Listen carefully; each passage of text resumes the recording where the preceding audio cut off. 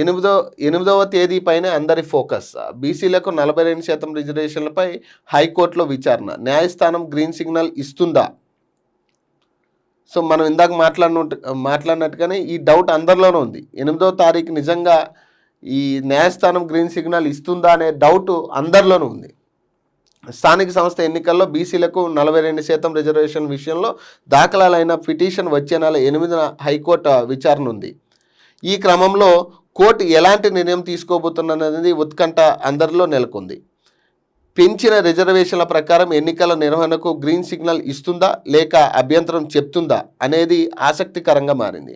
న్యాయస్థానం తీర్పు ఎలా ఉంటుందోనని అన్ని రాజకీయ పార్టీలు ఎదురు చూస్తున్నాయి.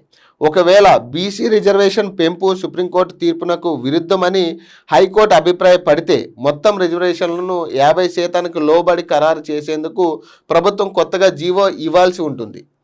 అలాగే ప్రస్తుత ఎన్నికల సంఘం విడుదల చేసిన షెడ్యూల్ను రద్దు చేసి కొత్తగా షెడ్యూల్ ప్రకటించక తప్పదనే అధికార వర్గాల్లో జరుగుతున్నది. కోర్టు ఒప్పుకోవడం కష్టమే. బీసీలకు 42% రిజర్వేషన్లు కల్పించడం రాజ్యాంగ విరుద్ధమని ఈ నెల 27న దాఖలైన హౌస్ మోషన్పై హైకోర్టు విచారణ జరిపింది. ఆ సందర్భంగా ఆల్రెడీ పొంగులేటి శ్రీనివాస్ గారు కోర్టు తీర్పుకు అనుగుణంగానే స్థానిక సంస్థ ఎన్నికలు అనేది జరుగుతూ ఉంది. ఎందుకంటే ఇక్కడ అంటే ఇస్తానని చెప్పడం, మళ్ళీ అదే రెడ్డి జాగృతి సంఘానికి సంబంధించిన అధ్యక్షులు ఆయన కోర్టుకు వెళ్ళడం. ఇటీవల మనం ఒక పోస్టర్ కూడా చూసాం.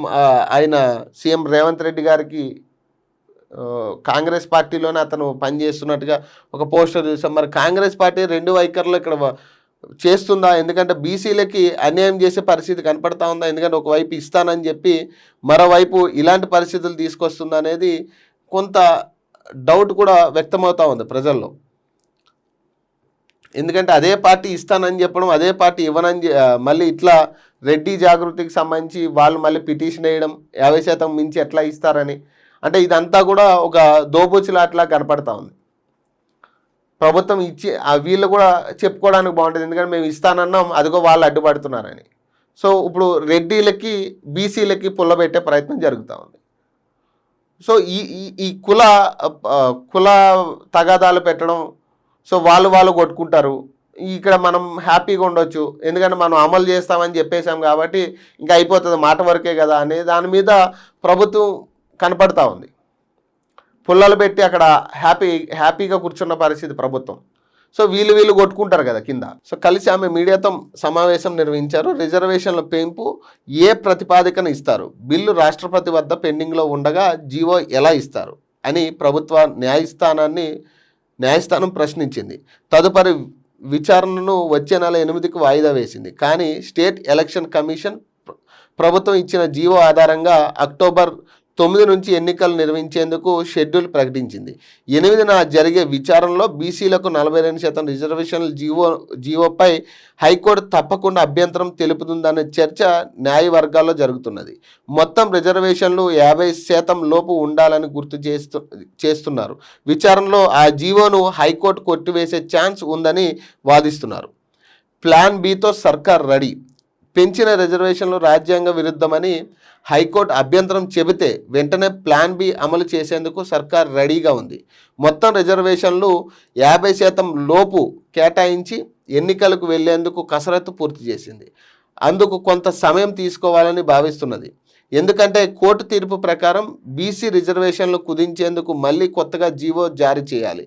ఆ జీవో ఆధారంగా స్థానిక సంస్థ రిజర్వేషన్లు ఖరారు చేయాలి. అందుకోసం కనీసం పక్షం రోజులు సమయం పడుతుందని అధికారులు అంచనా వేస్తున్నారు. ఆ ప్రక్రియ పూర్తయిన తర్వాత ఎన్నికల సంఘం కొత్తగా షెడ్యూల్ విడుదల చేయాల్సి ఉంటుంది. ఇదిలా ఉండగా బీఆర్ఎస్ హయాంలో జరిగిన లోకల్ బాడీ ఎన్నికల్లో బీసీలకు 23%, ఎస్సీలకు 18%, ఎస్టీలకు 9% రిజర్వేషన్లు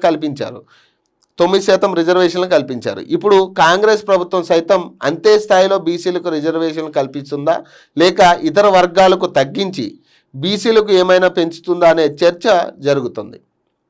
సో నిజంగా గత ప్రభుత్వం ఏదైతే ఫిక్స్ చేసిందో 23%, 18% ఎస్టీలకు 9%, బీసీలకు 23%, ఎస్సీలకు 18%, ఎస్టీలకు 9% రిజర్వేషన్ ఏదైతే గత ప్రభుత్వం లోకల్ బాడీ ఎన్నికల్లో ఏదైతే పెట్టిందో, సో ఈ పర్సంటేజ్ బేస్ చేసుకుని ఇస్తుందా అనే చర్చ కూడా ఉంది. ఒకవేళ కోర్టు కనుక ఈ జీవోను కొట్టేస్తే, నిజంగా అదే లెక్కల్లో ఇస్తే మరి బీసీలు యాక్సెప్ట్ చేయరు.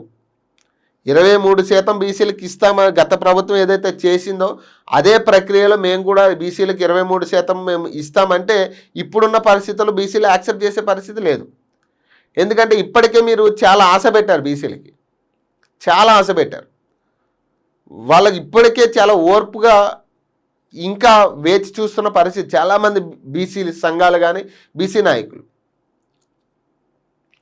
సో కొంతమంది ఆల్రెడీ రేవంత్ రెడ్డి గారిని కలిసి సాల్వా కప్పిన వాళ్ళు బీసీ నాయకులు ఉన్నారు, కానీ చాలామంది వ్యతిరేకిస్తున్నారు. ఇంకా మీరు అమలు చేసే పద్ధతి ఇంకా ప్రాసెస్ లేట్ అవుతున్న కొద్దీ బీసీలో ఆగ్రహం పెరిగే ఛాన్స్ ఉంటుంది తప్పితే ఇక్కడ నో యూజ్. ఎందుకంటే ఇదే 23% కనుక మేము ఇస్తామంటే ఒకవేళ ఇప్పట్లో అయితే ఎన్నికలు అయితే ఉండబోవు అనేది ఖరాఖండిగా చెప్పొచ్చు. స్థానిక సంస్థ ఎన్నికలు ఇంకా పెట్టడం కుదరదు అనేది ఓపెన్గా చెప్పచ్చు. ఎందుకంటే బీసీలు ఎవరు కూడా యాక్సెప్ట్ చేయరు 23%. ఒకవేళ నిజంగా మిగతా కులాలకు తగ్గించి బీసీలకి పెంచే ప్రయత్నం చేసినా మిగతా కులాలు యాక్సెప్ట్ చేయరు. సో ఎస్సీ రిజర్వేషన్ ఆల్రెడీ మీరు ఇచ్చారు కాబట్టి ఏమైనా ఎస్సీల నుంచి మీకు ఏమైనా సానుకూలత వచ్చే ఛాన్స్ ఉండొచ్చేమో, కానీ మిగతా ఎస్టీ నుంచి కానీ అసలు యాక్సెప్ట్ చేసే పరిస్థితి ఉండదు. సో మరి ఇది ఎట్లా, ఈ లెక్క మీరు ఎట్లా సాల్వ్ చేస్తారనేది ఇప్పుడు అందరిలో ఒక చర్చ. 8వ తారీఖు ఏం జరగబోతుంది అనేది ప్రతి వ్యక్తి దీని మీద చూస్తూ ఉన్నారు. అసలు 8వ తారీఖు తీర్పు జీవోని యాక్సెప్ట్ చేస్తుందా, 42% అమలు అవుతుందా లేదా అనేది చూద్దాం. ఇక మరి దానికి సంబంధించి మరి ఇక కోర్టు తీర్పుని లోబడే ఎవరైనా పనిచేయాలి ఖచ్చితంగా. మరి ఒకవేళ అది కొట్టేసినా కూడా వీళ్ళు ప్లాన్ బితో వీళ్ళు వెళ్ళాల్సిన పరిస్థితి ఉంటుంది. మరి ప్లాన్ బిలో మరి గత ప్రభుత్వం ఏదైతే అమలు చేసిందో అదే పర్సంటేజ్ని అమలు చేస్తామంటే బీసీలు ఒప్పుకోరు. సో ఇప్పుడు మళ్ళీ ఇక్కడ బ్రేక్ పడే ఛాన్స్ ఉంది. స్థానిక సంస్థ ఎన్నికలకు మళ్ళీ బ్రేక్ పడుతుంది. సో వాళ్ళు ఆల్రెడీ పక్షం రోజులు టైం కావాలంటున్నారు మళ్ళీ ఇప్పుడు అది రెక్టిఫై చేసుకోవడానికి. ఒకవేళ కోర్టు కొట్టేస్తే మరి ఈ పక్షం రోజులు టైం పడుతుందా లేదా ఇంకా ఎక్కువ పట్టే ఛాన్స్ ఉందా అనేది తెలియదు.